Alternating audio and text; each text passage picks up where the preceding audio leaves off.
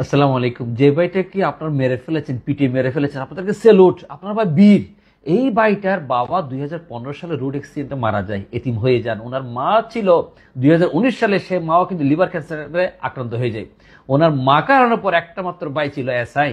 এই বছর সেই ভাইও রমজানের শুরুতে আক্রান্ত হয় ক্যান্সারে। রোজা 15টাতে সেই ভাই আর বাঁচাতে পারে নাই।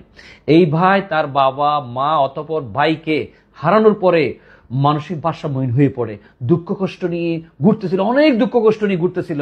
সেই ভাইটাকে আপনারা একদম মেরে তার দুঃখ কষ্টগুলো স্থায়ীভাবে কিন্তু মুছে দিয়েছেন। আপনাদেরকে ভাই স্যালুট। আপনারা কিন্তু মারার আগে তাকে কিন্তু ভাত খাওয়াইছেন, কিন্তু ভাই ভাত খাওয়াইছেন, মরার পরে সে লাশটাকে নিয়ে হসপিটাল পৌঁছে দিচ্ছেন ভাই। আপনাদেরকে ভাই আবার স্যালুট। আপনারা ভাই সেরকম বীর। বাংলাদেশে আমরা পথপ্রান্তরে ঘুরি, এরকম অনেক দুঃখ নিয়ে অনেক মানুষ ঘুরতেছে ভাই।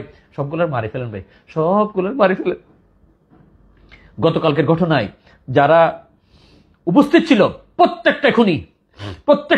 প্রত্যেকের উপযুক্ত দৃষ্টান্তমূলক শাস্তি চাই। আল্লাহর কাছে দোয়া করে, আল্লাহ এই সমস্ত খুনিদের কাছ থেকে তুমি বাংলাদেশকে রক্ষা করো।